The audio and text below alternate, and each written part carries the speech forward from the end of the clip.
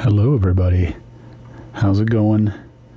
Hope everybody's having a good time and enjoyed Sin's run. ActRaiser is always a crowd pleaser. Let's get this reset and let's go. So this is Magical Chase GB. So I started by learning this for the TurboGrafx, which I would say is the better version, but this one's not bad. It's pretty faithful given the translation. So let's go ahead and get started. So I will be playing the easy mode. So this is in Japanese. Don't worry, there's not much Japanese. But we will do easy because it's faster and it is also easier. So let's get going. So the first boss is Q-Polygon. So what is there to say about this game? You're a witch. You accidentally let out the evil spirits. So now it's our job to go collect them all.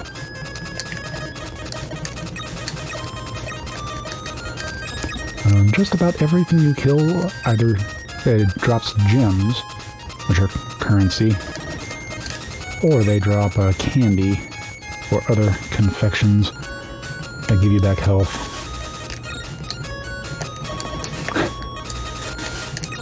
I can only read Japanese if I slowly draw it into Google Translate. So in terms of speed tech, for the most part, you're just wanting to get nice, quick boss kills. Avoid as much shopping as possible. We haven't seen a shop yet, but you will eventually. I'm going to skip as many shops as I can. And then the final speed tech is specific to this version. It's lag reduction. It's not particularly intense, but if I get too many sprites on the screen, it will start to slow down. So we're skipping this shop. We don't need it.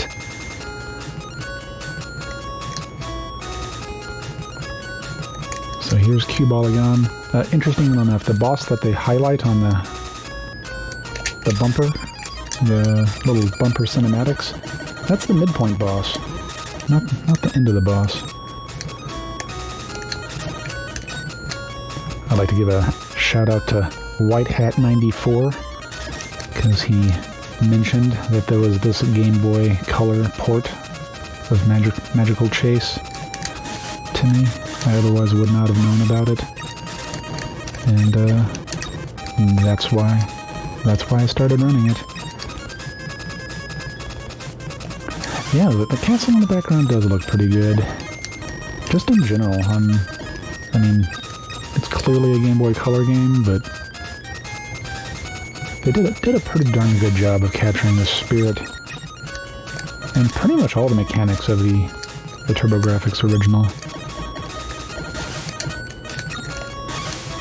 Thank you for the update, Philly Bobcat.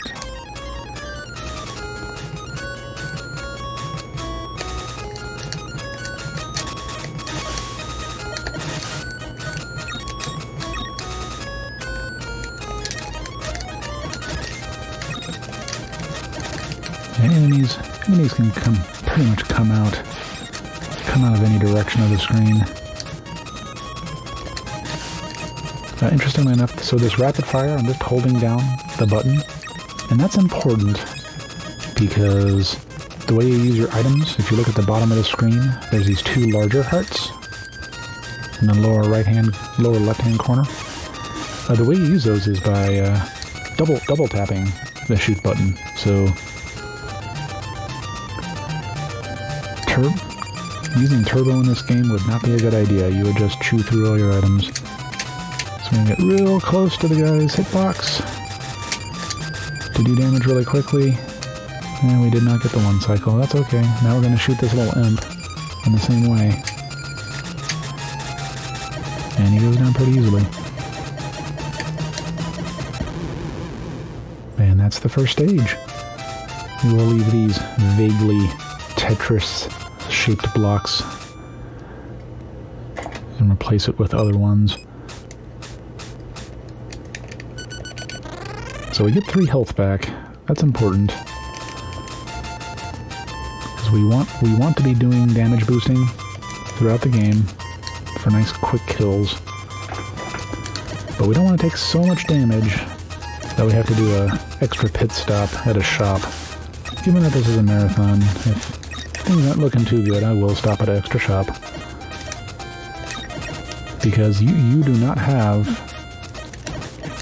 lives in this. When your life bar reaches 0, and if you don't have an elixir on you, which is an item we will see later, then it's game over. And in the TurboGrafx version, it was game over, and that's it. In the Game Boy Color version, I guess they decided that was a bit harsh. So it does game over, but then you can continue from the beginning of the act you're on, which, as you may have noticed, the acts are a little bit long, so in speedrunning terms, having to continue is a reset.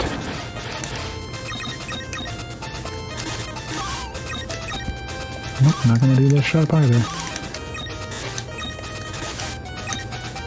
Saw that one. That one dropped a cupcake. I think a cupcake gives you 2. Oh, here's the midpoint boss, an acorn. Goodbye, acorn. Just for reference, we're going to have way more gems than we need. The reason I'm collecting all the gems so quickly is just to get the sprites off the screen.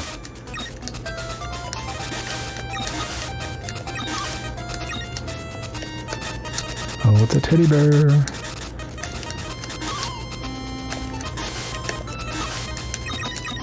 It's a quite adorable game.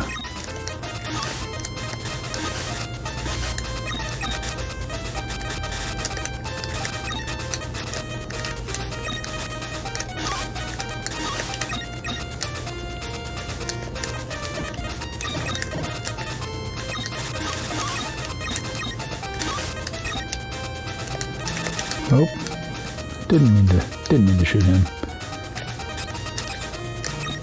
No harm on that one, but some of the later ones, if you spawn the 4 little teddy bears, there'll already be enough enemies on the screen it'll cause some lag. Oh, another cupcake.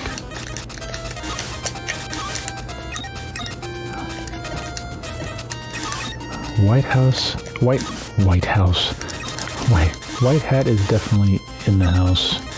As is Elrock, welcome. Okay, I'm gonna try to avoid hitting that one. Just let him go by. There's a trade-off there.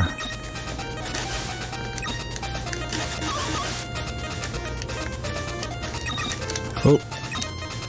The flying unicorn rabbit fooled me.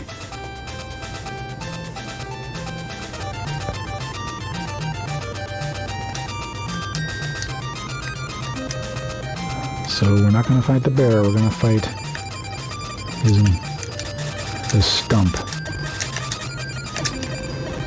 And then we're going to fight the carrot man that was inside the stump. Oh! Got carried off by the block. There we go. What a happy boss indeed.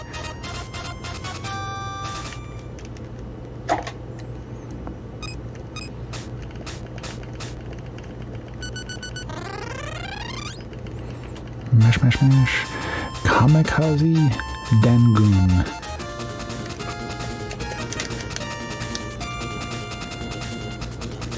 So this stage reminds me a little bit of a stage in R-Type, where you're traveling between 2 ships. Also reminds me of Super Mario Bros. 3, but with the airships and the gigantic bullet bill ripoffs. Oh, lollipop.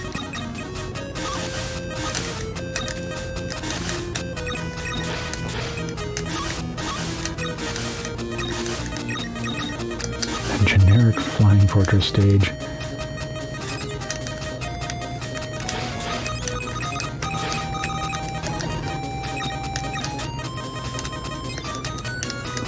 And the little guys will pop out at inconvenient times.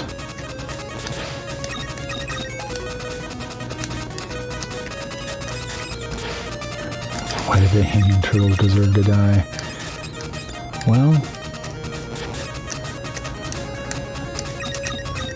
I don't have a good answer.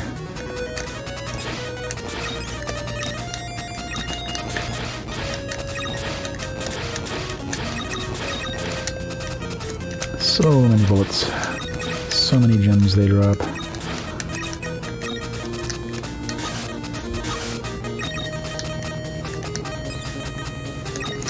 Are they turtles?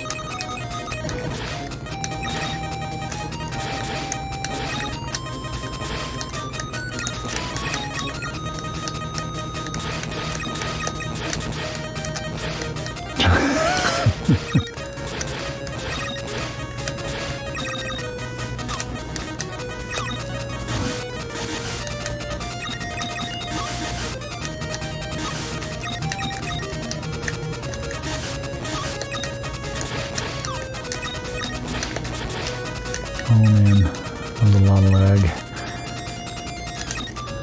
Can I come around again? Yeah, that guy. Don't want that shop. Still not yet. We're holding out. So this boss is gonna... So I can't damage him yet. He's basically gonna do this.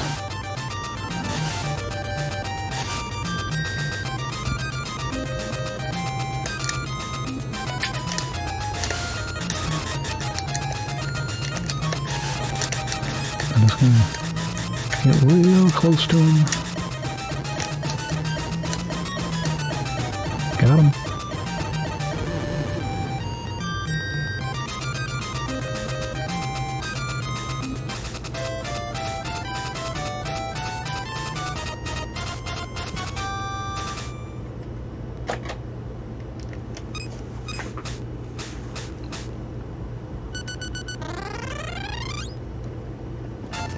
Now, fat metal. So at the beginning of every stage, you'll notice I shoot for a little bit. That's not me absent-mindedly shooting. That's because I'm locking my two star satellites in front of me and pointed forward. So, since it's a Game Boy game, and originally a TurboGrafx game, you have 4 buttons besides the D-pad. You have start and select. And on this, it's start and select or just pause and cycles the display down at the bottom. So nothing truly gameplay oriented. So that only leaves you with A and B. And I already mentioned that, so B shoots, and holding B shoots. Tapping B twice in rapid succession uses the first item on your item queue, which leaves A, which I don't press often. Oh, I got hit by one of those magical notes. Oh man. Yeah, those magic note projectiles, they don't damage you, but they confuse your satellites, so... Had to get them pointed in the right direction again. But yes, A is the button you use to control your satellites. Maybe even more complexifying. If you're not shooting and you press A, then it toggles whether their position is locked.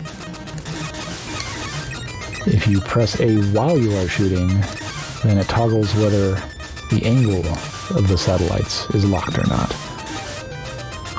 But at the beginning of every level, it defaults to both of those being unlocked, so they'll float around and point in every which direction.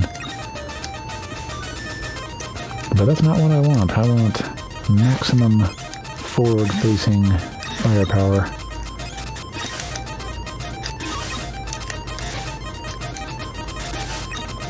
Also, the satellites will absorb bullets.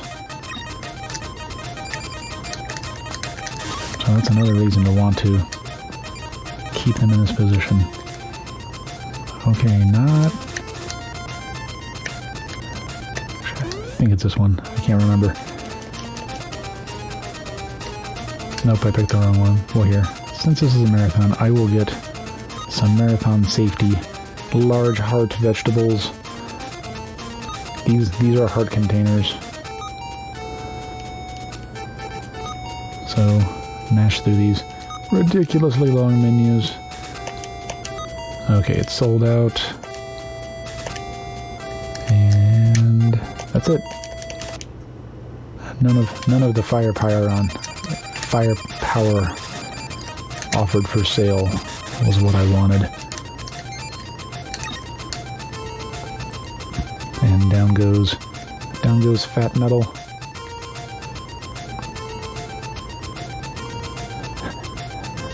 No creepy pumpkin man in this one. Yeah, it is weird. You're right. I wonder why they replaced that.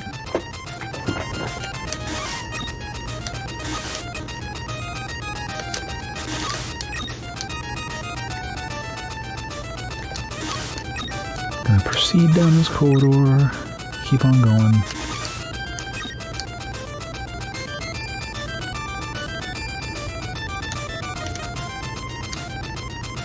Because all the cute witches.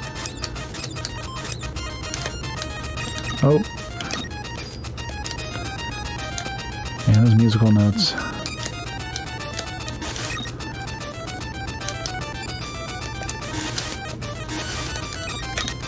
Being attacked by fruit stripe scum.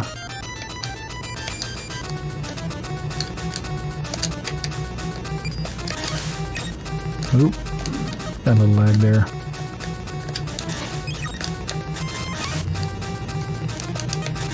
Oh, these guys are horrible because they shoot those little gargoyle-like things. They shoot one of the few piercing projectiles in the game. Yeah, I took a lot more damage than I wanted to, but that's okay. Well, except I'm about to fight a boss that requires a decent amount of damage boosting. So here, I'm gonna go ahead and pop this heart, my last heart item. So this is a goblin in a chair, and just get right up against him. So we can basically what we're doing is we're shooting past his shield. Probably noticed some ding ding ding ding ding as some of my shots bounced off.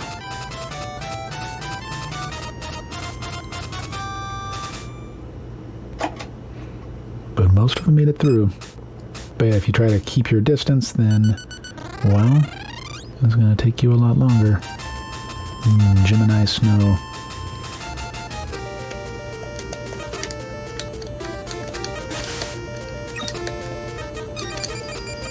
So meet the toughest enemy in the game, these flying cats. I think it's only because they have properly implemented iframes. Unlike nearly everything else in the game.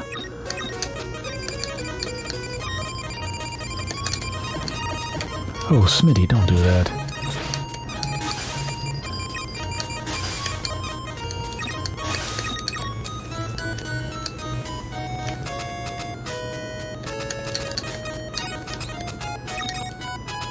Oh, attack of the taco.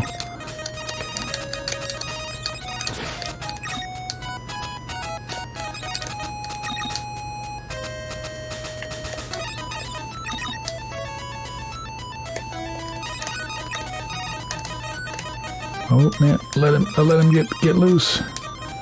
Stop it. Stop it. It's not going well. I will be stopping at the next shop for sure.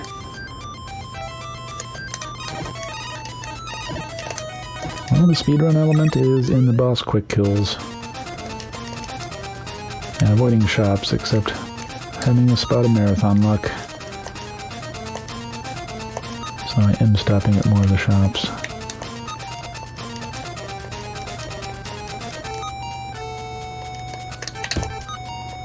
pick up a full health potion.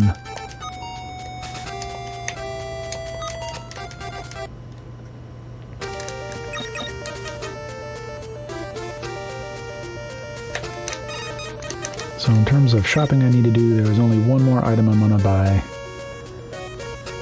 And it's at a forced shop stop. At the beginning of the last level. Sort of like in Fantasy Zone. You are dumped into a shop. Like you don't even have to enter it. And I'll be buying an elixir there. Oh, Smitty Smop.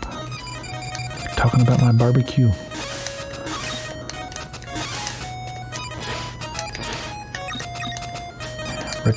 Retro cooking live.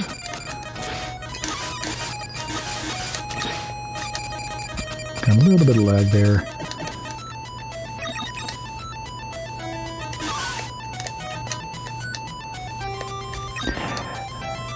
Yeah, this not every track fared as well on the translation.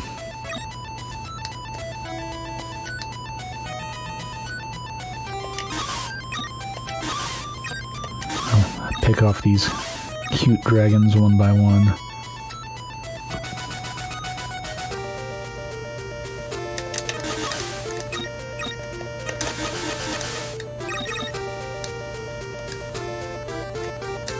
We're looking good.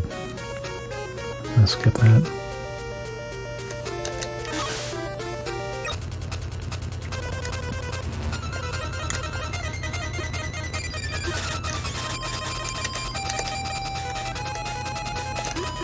So this boss takes a while, because even though they still got the iframes wrong, you can only do so much damage before he stops taking damage and is forced to do a teleport. So it's really about just getting the minimum number of cycles.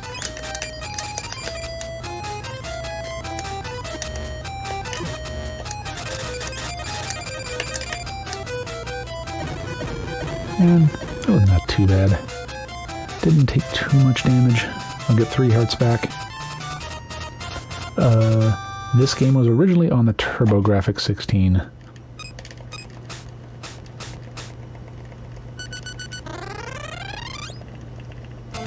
Okay, here's that forced shop trip. Oh, we're gonna buy the elixir.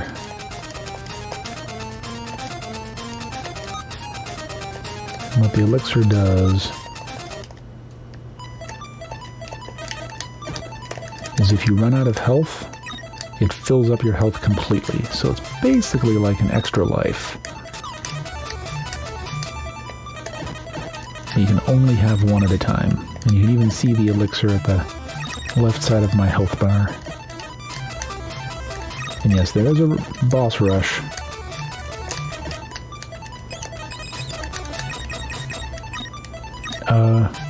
It's sort of amusing to me. This stage has a ton of gems to collect, but there's no more shops. So the gems are just for score at this point.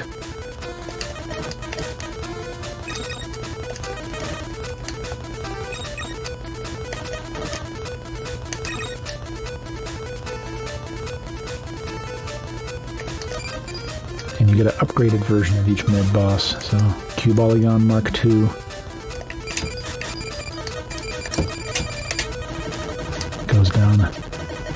Goes down about as quickly. Oh, it's those retirement gems.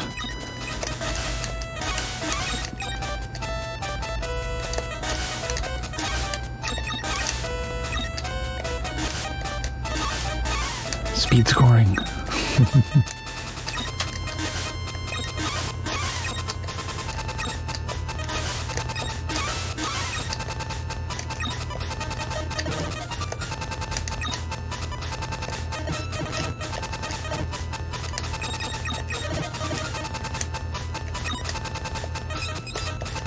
Okay.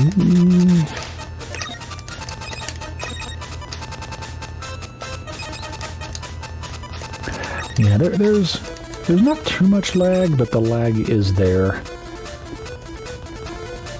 as compared to the TurboGrafx version, which, as far as I remember, did not have really any lag. Okay, and keep up with him. You can blow off his fins, but that's not necessary to beat him. So there he goes. Oh, I've actually done a run of Ikaruga.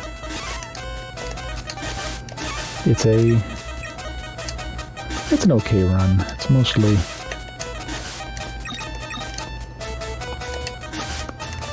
about those quick boss kills. There's a few places here and there where you can more quickly advance the scripting of the level, but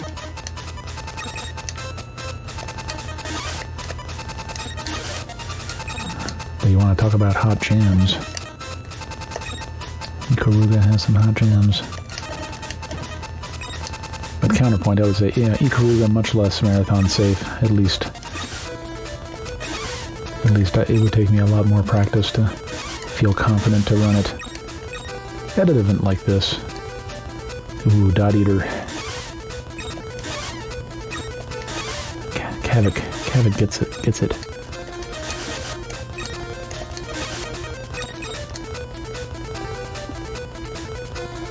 Okay, come up on another boss.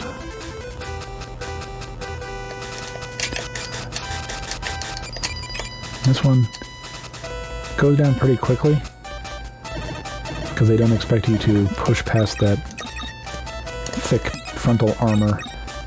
But I just push the old satellites right through it, take a few hearts of damage.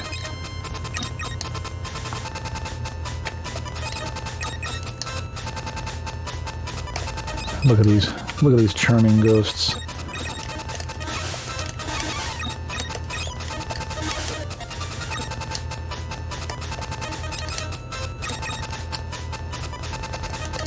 Okay, we're getting close to the end.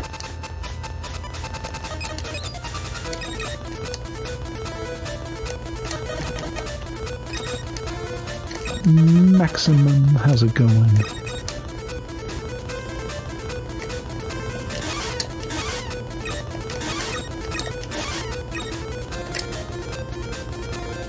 Yes. So many cute things to shoot and collect their loot. Okay. Yeah, this guy likes to fly all over the place, waste your time. That's okay. There he goes. And please wait while we warp to the final boss.